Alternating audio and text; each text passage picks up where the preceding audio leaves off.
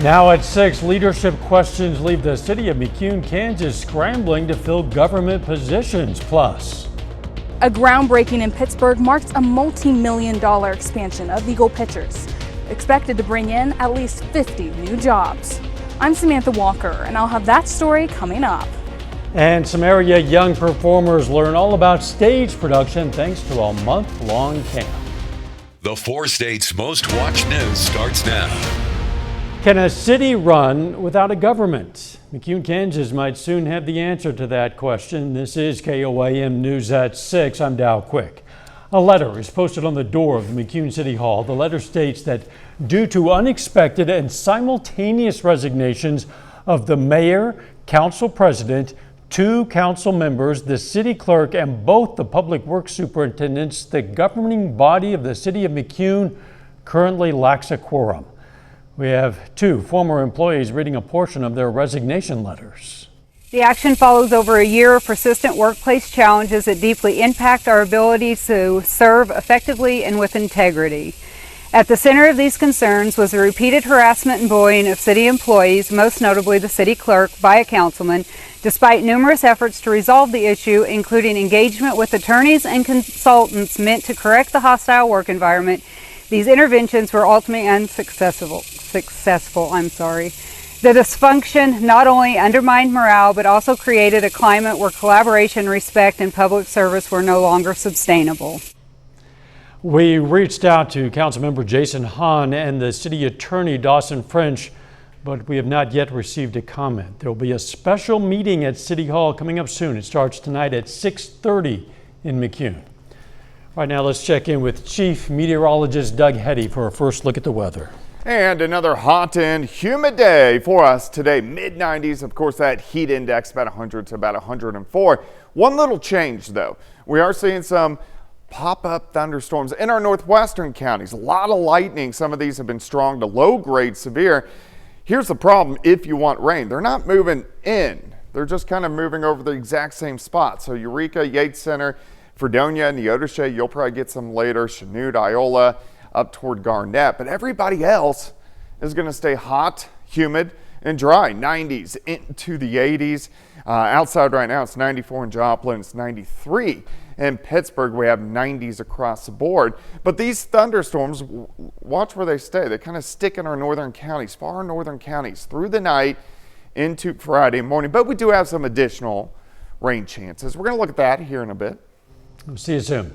Joplin-based Eagle Pitcher today held a groundbreaking for its newest facility coming to Pittsburgh. The 20,000 square foot building is expected to offer an economic boom to the city, creating at least 50 new jobs. As KOAM Samantha Walker reports, the expansion is a continuation of a decades-long partnership between Eagle Pitcher and the city of Pittsburgh. What's currently an open field near the Tyler Research Center in Pittsburgh will soon become the site of Eagle Pitcher's next facility. The Joplin-based company says they wanted to bring this expansion to Pittsburgh because they've had success here before. We've had plants on the East Coast, West Coast, and it's hard to beat the Midwest workforce. And I think there's a loyalty to the mission that we support. At this facility, production will largely serve the U.S. Department of Defense. Eagle Pitcher produces roughly 85% of all batteries used by the U.S. military and its allies, like those used in a B-2 bomber. And the demand for those products continues to rise, creating the need for additional worker shifts. Today we typically operate a single shift, and some of the programs that we're talking about are discussing a 4x increase in the production rate for those. So we see a lot of growth with new programs and also with the existing programs that we have. Pittsburgh City Manager Darren Hall describes their partnership with Eagle Pitcher as a win-win. The city is investing in the construction of the new facility, which will be repaid over the next 10 years with interest through a lease. Hall says the city sold $6.5 million worth of bonds to help pay for the project. We'll also oversee the construction in line with Branco, their general. So pretty unique, but we think it's a great investment. We're able to do it because we have been in partnership with them for so long. This facility, in its first year, is expected to make $10 million. Hall says this is a jumping-off point for development in the city. This entire area behind me is going to be the site of the KBI facility, as well as the NEMA prove-out facility over here. So there'll be $80 million worth of buildings and equipment back here within a year. So we won't have to mow this anymore. We can actually use it as job creation. It's great. Hall says it's representative of Pittsburgh's push to bring well-paying industry jobs to the area. In our heart, we're a custom manufacturing community, so the people that live here tend to be skilled in that area. So we want to create jobs that will allow them to find work. So it's just kind of a match made in heaven. That's ultimately been the goal, is to bring more things back to the local, Pittsburgh, Joplin area. And so as we see growth coming, we want to focus on the area and bring jobs back to this location. Reporting in Pittsburgh, Samantha Walker, KOAM News. Eagle pitcher staff say they expect the facility to be fully operational around this time next year. Construction's estimated to take 8 months, and it'll take 2 to 3 months to move in equipment. Joplin first responders are competing for bragging rights while helping save lives, and you can help as well. Don't forget the Boots, Badges, and Bandages blood drive. It happens tomorrow from 10 a.m. to 4 p.m. at the Joplin Public Safety Training Center on Swede Lane in Webb City. Joplin Fire, Police, and EMS are teaming up with the Community Blood Center of the Ozarks. The goal is 130 units of blood. Every donor receives a First Responders t-shirt, a Super Splash Day passport worth $45, and is entered to win a $10,000 dream vacation. Donors also vote for their favorite team. You can book your appointment now at cbco.org. Young performers are learning more than just acting at the Rising Stars Theater Camp in Pittsburgh. The month-long camp is in preparation for the Beetlejuice Jr. production that's going to open on August 1st. While one group is rehearsing on stage, another group is learning behind the scenes, doing tech work like lighting, sound, and more. The camp is an opportunity for students to meet and collaborate with kids from other schools who have similar interests. I think what I love about theater is that, no matter where you go and no matter what theater you're performing in, you always have a home and a place to express yourself and show exactly who you are and what you want to be. That's a lot of the reason why, because I always find a home somewhere in a theater that I'm at. With shows August 1st and 2nd, tickets for Beetlejuice Jr. will be $12 at the door. Joplin Outlaws look to extend their hot streak tonight against Fort Smith. Ben McLeish has a preview coming up later in sports. But up first, a big grant to make a big difference. Neosho School District gets a $1 million grant to help students improve reading skills. I'm Lonnie Walton in Neosho. I'll have that story coming up. The Neosho School District receives a $1 million grant to transform literacy education. The grant is called the Comprehensive Literacy State Development Grant. It's funded by the U.S. Department of Education. As KOAM's Lonnie Walton reports, the district says this funding isn't just about teaching students to read, but to develop a deep understanding of what they're reading. If kids don't learn how to read, they can't function in society. Heather Sides is a kindergarten teacher for Neosho School District. She's been teaching for 18 years. She says things have changed over the years, but some things have stayed the same. There's a lot that can be learned through hands-on, through paper pencil. We use whiteboards and markers more than we use iPads. Sides says in order to achieve this, she's going to need a few things. We always need text for the kids to read that is appropriate for them, that it's developmentally and grade level appropriate. Support Sides in her quest to teach reading more efficiently. Autumn Mosby, the district literacy coach, says they will utilize a $1 million grant given by the U.S. Department of Education. We're talking things like books, items for phonics instruction, developing our reading comprehension skills.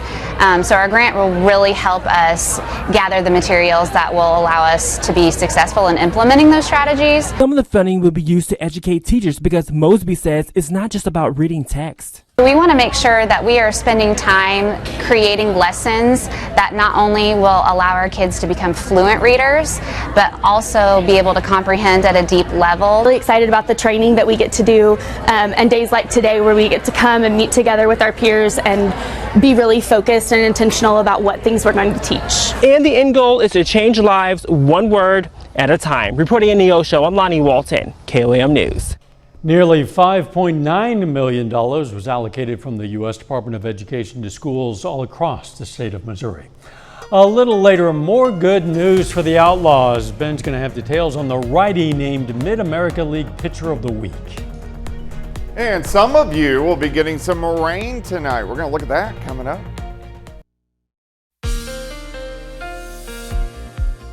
Well, it definitely turned out to be hot and humid once again for us today, but some thunderstorms, at least close to the region, not like what they are getting just north and west of here.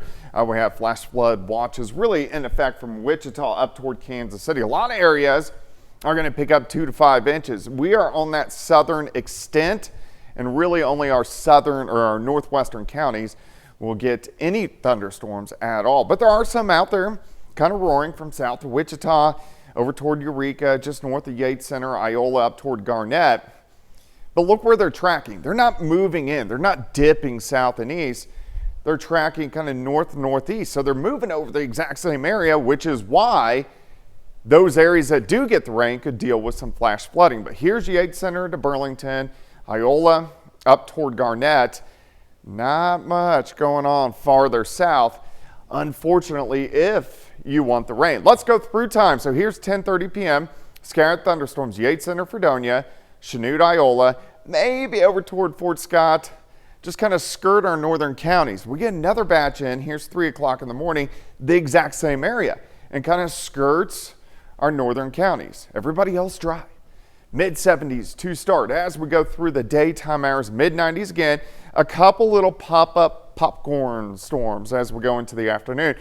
So there's a chance you may get a thunderstorm tomorrow afternoon. Anything that would pop up, it's gone tomorrow evening.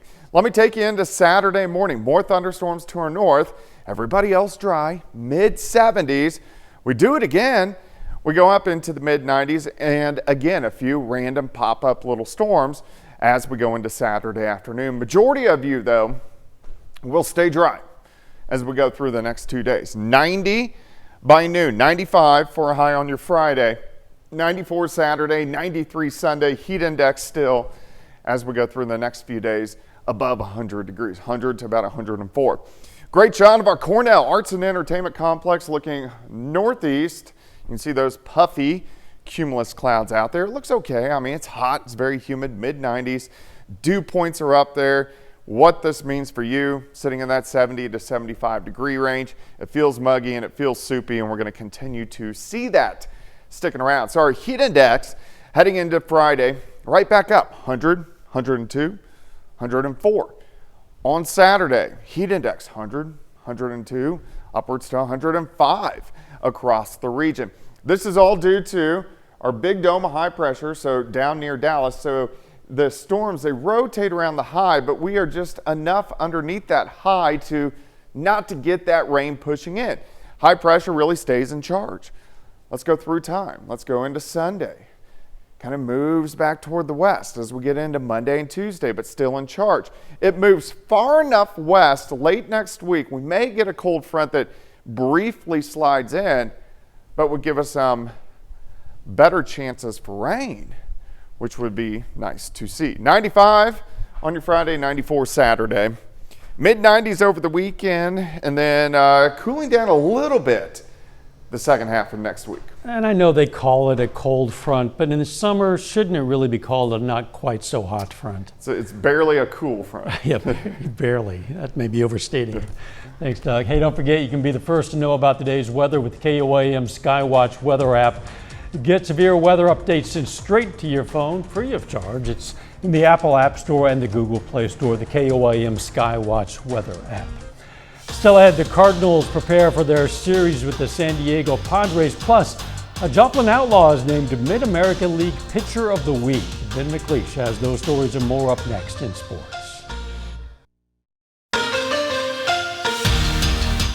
The Joplin Outlaws are on a 5-game winning streak, including 3 in a row against Fort Smith. Today, they look to complete the sweep against the Marshals. Yesterday, the Outlaws outscored Fort Smith 29-0 in their doubleheader. Today, they look to continue that hot streak and extend their first-place lead in the Mid-America League.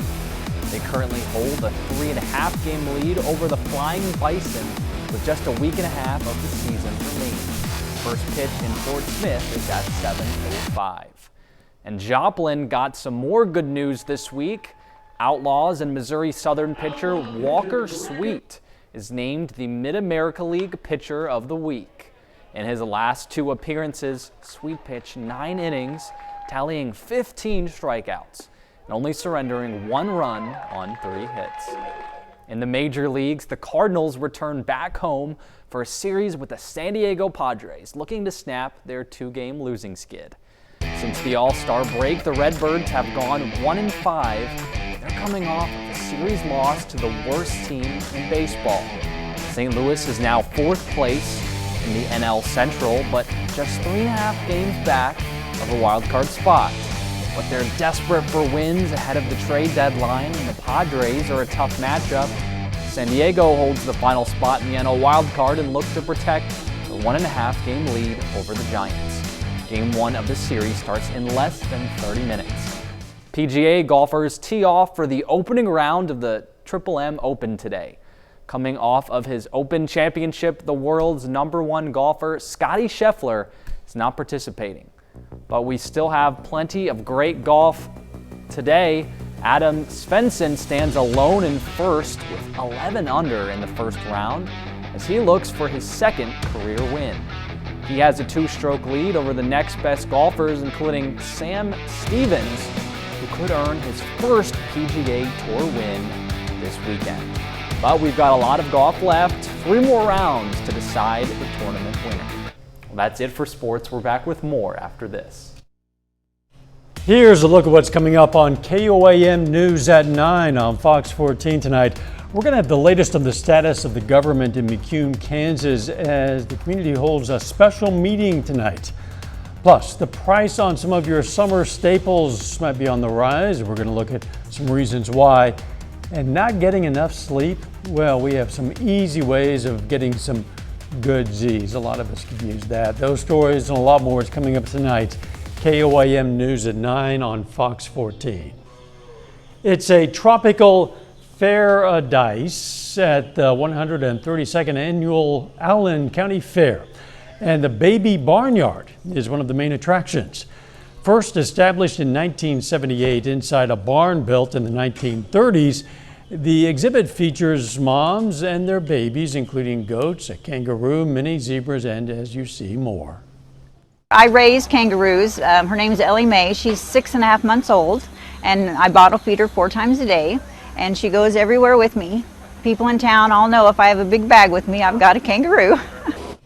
Ellie Mae. Some of you remember the Beverly Hillbillies. The Allen County Fair wraps up this Sunday. It's one of a number of fairs now underway or about to begin in the area. And if you're looking for more fun events in the 4 states, well, you know where to turn. We've got you covered right here. This handy QR code will take you straight to the events page of our website. That's KOAMnewsnow.com. Just scan it with your phone. You can do it now. You'll find information on all kinds of family fun events, including plenty of information on upcoming and ongoing county fairs like that one. The events page at KOAMnewsnow.com. If you're going to the fair, it's going to be hot. It is. Mid-90s sticking around, plus that humidity. So that means heat index 100 to about 104 over the next few days. Couple random storms tomorrow and Saturday, but most of you will stay dry. Thanks for joining us. We're going to see you right back here for KOAM News at 10. Let's make it a great evening.